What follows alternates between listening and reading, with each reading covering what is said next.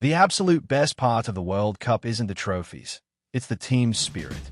It's watching 11 players from a tiny nation fight for each other like family, backed by an entire stadium singing in perfect unison.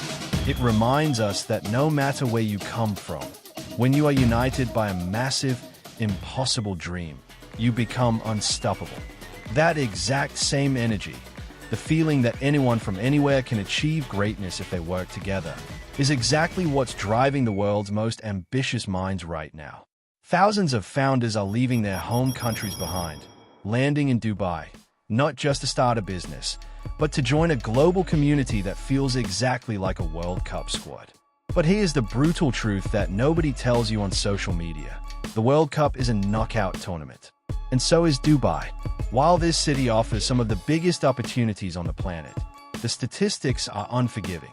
Over 80% of new startups here fail within their very first year. They arrive with the dream of a champion, but they get knocked out in the group stages. Why?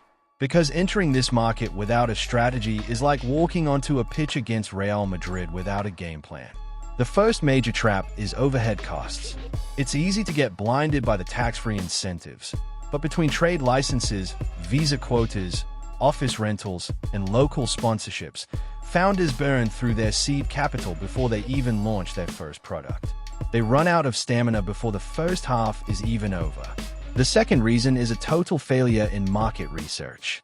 A lot of brilliant founders try to copy-paste a business model that worked perfectly in London, Mumbai, or New York, assuming it will work here. But Dubai is a hyper-unique ecosystem. It is a mosaic of over 200 nationalities, each with entirely different consumer behaviors, purchasing power, and cultural nuances. If you don't understand who you are playing for, you will lose the crowd. And then, there's the competition. Because the world is moving here, you aren't just competing with local businesses, you are competing with the absolute best talent from Europe, Asia, and America. If your value proposition is weak, the market will substitute you instantly. So, how do you survive the first year and actually win the tournament? You have to go back to that World Cup mindset. First, you don't build a solo act, you build a team. The startups that thrive in Dubai are the ones that leverage the city's greatest asset, its global talent. They build diverse teams that understand different cultures. Second, they play defensive with their capital. They start lean, utilizing free zones, co-working spaces, and virtual licenses to test the waters before scaling up their overhead. They treat their first year as a qualifying round, focusing entirely on product-market fit rather than vanity metrics or luxury offices. Dubai isn't just a city of gold, it's a stadium of dreams. It rewards the bold, but only if they respect the rules of the game. If you come here expecting an easy win, the market will humble you fast.